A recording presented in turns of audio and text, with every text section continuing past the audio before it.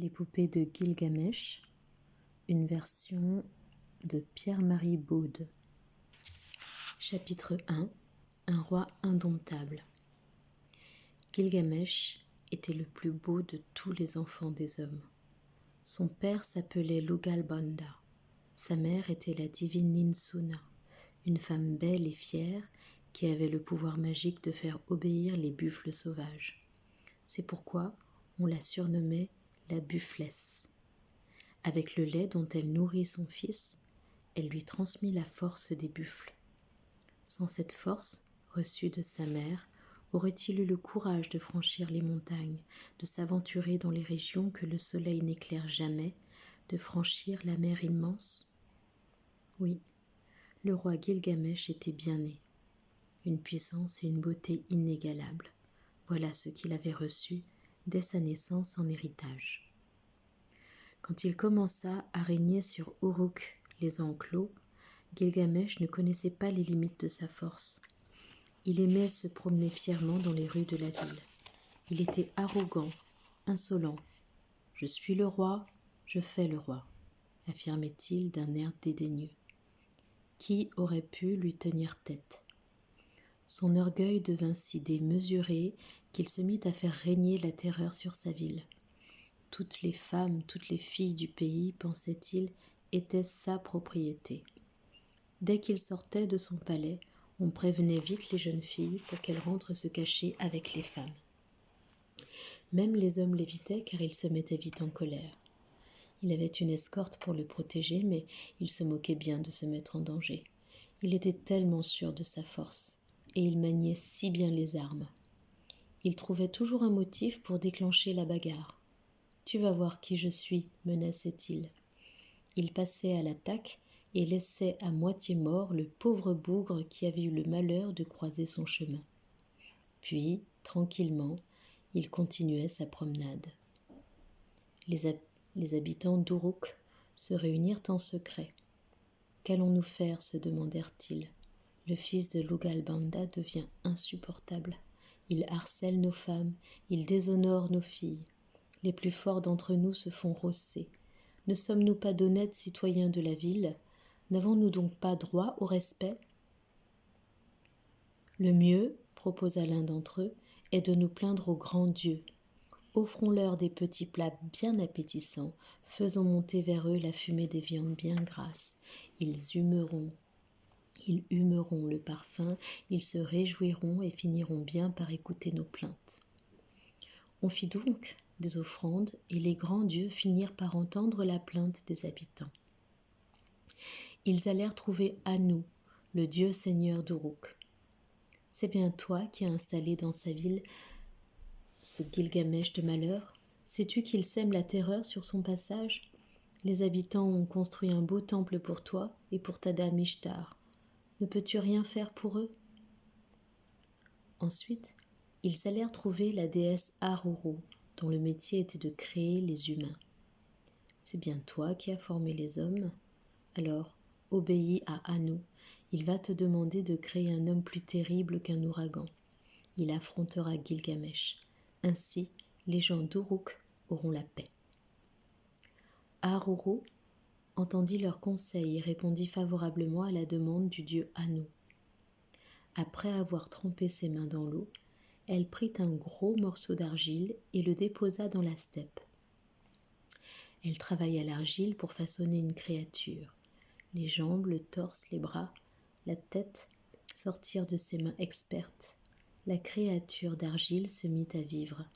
C'est ainsi que, dans la solitude de la steppe, naquit Enkidu, l'homme sauvage.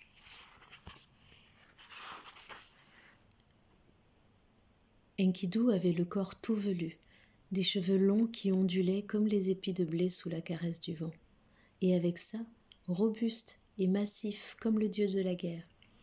Né dans les espaces désertiques, il grandit sans voir un seul être humain. C'était un sauvageon, un mâle dégrossi. Les bêtes étaient sa compagnie. Il broutait avec les gazelles, il allait boire au mar avec les animaux sauvages. De sa bouche sortaient des cris inarticulés, comme sont le brame des cerfs ou le grognement des sangliers. Un jour, Un jeune chasseur passa dans les environs. Il connaissait bien les endroits préférés des hardes. Il posait ses pièges toujours au bon endroit, creusait les fosses sur les passages des animaux et les recouvrait de roseaux. Ce jour-là, il venait relever les pièges qu'il avait posés quelques jours avant. Il était parti de chez lui quand le soleil n'était pas encore levé. Et maintenant, il marchait sans bruit sur un sol marécageux. Il allait prudemment, sondant l'eau brune avec sa lance et cherchant à se repérer dans les rares déchirures du brouillard qui rampait sur le marécage. Il finit par atteindre un sol plus ferme et aperçut une étendue d'eau claire. Il se dit qu'après tout, les pièges pouvaient attendre et il se mit à l'affût, pour le cas où une harde de biches et de cerfs viendrait s'abreuver au lever du soleil. Il posa sa lance, son arc et ses flèches, jeta quelques brindilles en l'air pour vérifier que le vent lui était favorable. Sur ces terres sans arbres, l'art du chasseur résidait dans sa capacité à rester parfaitement immobile.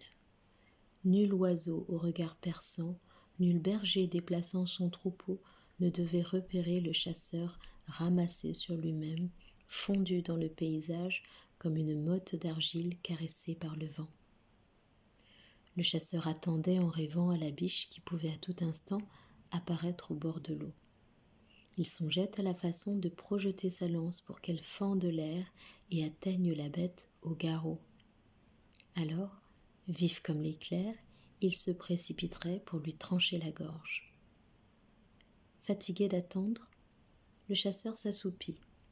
Le lever du soleil le secoua de sa torpeur. Sur sa gauche, dans le lointain, il vit les premiers rayons du soleil incendier les murailles d'Uruk. Autour de lui, le soleil commençait à chasser le brouillard. C'est alors qu'il les remarqua. Des hardes entières étaient là, silencieuses au bord de la mare. Il ne les avait pas vues s'approcher. De grands cerfs indolents se désaltéraient en compagnie des chevreuils et des daims. Un peu à l'écart des ânes sauvages, qu'on appelle des onagres, se mélangeaient à une compagnie de sangliers. Il y avait là plus d'animaux qu'aucun chasseur dans toute une vie de traque n'eût rêvé de tuer. Médusé, le chasseur fixait son regard sur les têtes couronnées de grands bois, sur les crocs majestueux des sangliers. Il s'étonnait de l'ampleur de ces croupes rebondies, des échines barbares. Et soudain, son regard fut happé par une forme tout juste sortie de la brume. L'effroi assombrit le regard du chasseur. Cette chose qui allait et venait, respirait, imposait sa présence au milieu des grands cerfs, des chevrettes et des daims. Cette chose n'était pas un animal. Alors, sans même songer à prendre son arc et sa lance, il s'enfuit vers Uruk. Assis en tailleur devant le feu où cuisait de la viande, son père mangeait en silence. « Père, articula le jeune chasseur, j'ai vu le loulou. » Le père leva des yeux vagues sur son fils, arrêta sa mastication, rôta. « Le loulou, insista le fils. « L'homme sauvage, si tu veux. La brute épaisse, le mal dégrossi, je l'ai vu, comme je te vois. » Le père cracha un bout d'os caché dans la viande, fixa son regard sur son fils. Il ne vit pas près des hommes. « Père, je l'ai vu comme je te vois. Il était au milieu des bêtes qui viennent la nuit dans le grand marécage. J'ai observé les hardes et au milieu, il était là. » Mais non, c'était un sanglier, sûrement. « Père, un sanglier ne se redresse pas sur ses pattes arrière. » Un chevreuil alors. « Père, un chevreuil ne rit pas. Je crois bien que je l'ai entendu rire. » Mais le père refusait de se laisser persuader. Les rides de son front se creusèrent. Il recherchait dans son souvenir le peu qu'on lui avait appris sur l'homme sauvage. Le loup vivait au temps du jour ancien, où d'un coup de houx, le ciel et la terre furent arrachés l'un à l'autre. Les dieux l'avaient fabriqué grossièrement avec de l'argile. C'était bien avant que Lahar apprenne aux hommes à élever les brebis et que Ashan leur enseigne à semer les graines. Le loup ne connaissait rien de tout cela. comment on sème, comment on s'occupe du bétail, ni même comment on chasse. Non, il ne savait rien, rien de tout cela. Voilà ce que le père, à mots saccadés, tira de sa mémoire pour le dire à son fils. Mais le fils ne se laissa pas démonter. « Père, justement, il ne connaît pas tout cela. Il vit avec les bêtes, il est comme elles. Il boit de l'eau. Quand je me suis enfui, j'ai retrouvé mes pièges. Ils étaient tous cassés. Et les fosses que je recouvre de roseaux avaient été remplies de terre. Je suis sûre que c'est lui. Il est intelligent, il défend ses amis les animaux. Il ne veut pas qu'on leur fasse du mal. » Alors, dit le père enfin convaincu, voilà ce qu'il faut faire. Tu vas aller raconter tout cela au roi Gilgamesh. Je suis certain qu'il t'écoutera. Raconte-lui toute l'histoire et ensuite fais ce qu'il te dira. Le chasseur se présenta au palais et demanda audience. Voilà, dit-il au roi, l'aventure qui m'est arrivée. Il raconta sa rencontre avec Enkidu, l'homme sauvage. Il décrivit son corps, ses muscles, son allure de mâle dégrossi. Jamais il n'avait vu une créature aussi terrifiante. « Sans doute, dit le roi, as-tu confondu avec un gros sanglier ? » ?»« Excusez, Majesté, mais un sanglier ne marche pas sur deux pattes. »« Oh, tu as peut-être confondu avec un bouc sauvage. Les boucs se dressent sur leurs pattes pour grappiller des feuilles et des fruits. »« Oui, mais les boucs ont des cornes. Lui, il n'en avait pas. Je vous dis que c'est un loup que j'ai vu. Un humain gigantesque, fort comme un roc tombé du ciel, avec des muscles qui roulent sous la peau et un cou de taureau. Voilà ce que j'ai vu. Je me suis enfuie car j'ai eu peur de me faire écraser par une seule de ses mains, si jamais il m'attrapait. Il n'y a pas au monde un homme plus fort que lui. » Le roi Gilgamesh tressaillit comme si on venait de l'insulter. Une étrange étincelle s'alluma dans son regard. « J'ordonne qu'on le ramène ici, dans ma ville. Fais-toi accompagner de Beauté la joie et retourne là-bas. C'est la meilleure de mes courtisanes. Elle saura comment s'y prendre. Et quand il sera là, devant moi, on verra ce qu'on verra. » Le chasseur repartit, accompagné de la courtisane. Ils mirent 3 jours pour arriver jusqu'à la mare, s'approchèrent avec précaution. Il n'y avait pas le moindre gibier. Ils s'installèrent de façon confortable et commencèrent l'attente. Au bout de 2 jours, ils n'avaient toujours pas vu l'ombre d'un gibier. Mais le 3e jour, le chasseur effleura le bras de Beauté la joie. Une harde s'était approchée silencieusement de la mare. Les animaux se tenaient là, pataugeant doucement dans l'eau, se délassant les muscles après toutes ces courses dans la steppe et s'abreuvant d'eau claire. Tout d'abord, le chasseur ne vit pas le loup. Il fut pris d'un doute. Avait-il donc rêvé la première fois ? Mais l'homme sauvage était bien là, au milieu de la harde. Il se penchait sur la mare et lapait l'eau comme un animal. Il ne savait même pas joindre ses mains et faire un creux pour y retenir l'eau, comme font les hommes quand ils boivent à une source. Il lapait comme une bête. La jeune femme était sans réaction. Elle qui était experte en hommes, elle n'avait jamais vu pareille créature. D'ailleurs, était-ce un homme, cette brute mal dégrossie, couverte de poils, grognant et poussant des cris venus des profondeurs de sa gorge, comme un cerf qui brame. Le chasseur secoua discrètement la courtisane. « À toi de jouer, Beauté la joie. Enlève tes habits et montre-lui tes charmes. Attire-le, vas-y. » Mais la courtisane n'en finissait pas de s'extasier sur la scène incroyable. Un homme sauvage au milieu des bêtes. Son regard se fixait sur les têtes majestueuses des grands cerfs, sur les groins des cochons sauvages, sur les fronts bosselés des buffles aux cornes épaisses, sur leurs poitrails et leurs reins couleur de bitume. Beauté la joie embrassait tout cela d'un seul regard.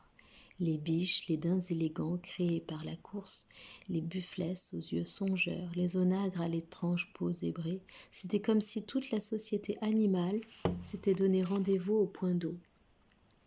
Pour la première fois de sa vie, elle découvrait le monde caché des animaux sauvages qui se tiennent habituellement éloignés des humains. Elle en tremblait, fascinée et craintive à la fois. comme si elle pénétrait dans un espace sacré. Et lui, le loulou, allait sans crainte au milieu de ses bêtes. Il caressait l'échine d'un buffle, tapotait délicatement le flanc d'une biche. Il s'avançait au milieu de ses animaux comme un roi au milieu de son peuple. Il fallut que le chasseur pince le bras de Beauté la joie pour qu'elle sorte enfin de sa fascination. Elle s'approcha lentement, s'allongea sur l'herbe et attendit que le loulou la repère. Alors, elle enleva ses vêtements pour lui offrir ses charmes. L'homme sauvage se montra méfiant tout d'abord, puis il se fit prendre au piège de sa beauté et vint s'allonger auprès d'elle. Beauté la joie le combla de douces caresses, et lui, le mâle dégrossi, il en éprouva beaucoup de plaisir. Ils s'embrassèrent, s'enlacèrent, se cajolèrent. Pendant 6 jours et 7 nuits, ils ne cessèrent pas de s'aimer. Au bout de 7 nuits, Enkidu voulut repartir avec ses amis les bêtes, mais elles s'éloignèrent de lui. Il voulut les rejoindre, mais ses jambes ne les portaient plus. Les 7 nuits passées avec Beauté la joie l'avaient tellement fatigué qu'il ne savait plus courir comme avant. Alors, il revint s'asseoir près de la courtisane. Elle lui parla, et il fut tout étonné de comprendre ce qu'elle lui disait en langage humain, lui qui ne connaissait jusqu'à présent que le langage des bêtes. « Tu es beau comme un dieu, Enkidu. Tu ne peux pas rester toute ta vie à courir dans la steppe avec les bêtes sauvages. Tu ne sais pas ce que tu perds à rester ainsi dans ces régions désertiques. Je viens d'Uruk, la ville que tu as dû apercevoir au loin sans jamais oser t'approcher. De solides remparts la protègent. Il y a des jardins, des arbres à l'ombre desquels on se repose. Tous les jours on joue de la musique, on fait la fête. Les hommes sont des costauds et les femmes sont très douces. Il y a un grand temple qu'on appelle Léana. C'est là qu'habitent Anu, le dieu du ciel, et sa dame Ishtar. Je t'y conduirai. Tu pourras rencontrer notre roi Gilgamesh. Il a la vigueur d'un taureau. Personne ne lui résiste. En écoutant Beauté la joie, Enkidu réfléchissait. Allons-y, dit-il soudain. Je me mesurerai à ton roi. Nous verrons qui est le plus fort, l'homme de la ville ou celui de la steppe. Réfléchis bien, Enkidu, sinon tu vas dire des bêtises. Personne n'a l'obligation de faire ce qui est au-dessus de ses moyens. À Uruk, tous les hommes sont des forces de la nature. Ils ne craignent ni les bêtes ni les hommes des autres villes, mais aucun d'entre eux n'oserait se mesurer à Gilgamesh. Il est vif comme l'éclair, il frappe comme la foudre, et rien ne le fatigue. Il fait la fête avec ses courtisanes, mais dès le matin, le voilà debout, prêt à tous les défis. Et si tu osais le provoquer, tu serais encore battu à cause de son intelligence. Il calcule tout, il prévoit tout, il peut être aussi arrogant et brutal. Méfie-toi, Enkidu, cet homme n'est pas tout à fait un homme. Il est un dieu pour les 2/3 de sa personne, et pour tiers seulement, un homme. Son père, Lugalbanda, était un demi-dieu, et sa mère est Ninsunalad Bufless. Mais Enkidu s'entêta. J'ai été nourri avec le bon lait des bêtes de la steppe. Je cours aussi vite qu'un onagre, et je sais me battre avec les lions. J'affronterai ton roi, et je gagnerai. Beauté la joie eut peur tout d'un coup. Elle entrevit le combat. Elle frissonna à la pensée que ces 2 géants en arrivent à se battre sans qu'aucun l'emporte et qu'ils finissent par s'entretuer. « Écoute, Enkidu, mon ami, reprit la courtisane, qui te dit que le roi te veut du mal? Pourquoi voudrait-il se mesurer à toi? Il sait qu'il est le plus fort. Peut-être veut-il faire de toi son ami? C'est lui qui m'a envoyé te chercher. C'est sur son ordre que je t'ai offert mes charmes. Peut-être rêve-t-il de toi en ce moment même. Viens, mon ami, mettons-nous en route. Je suis sûre qu'il t'attend.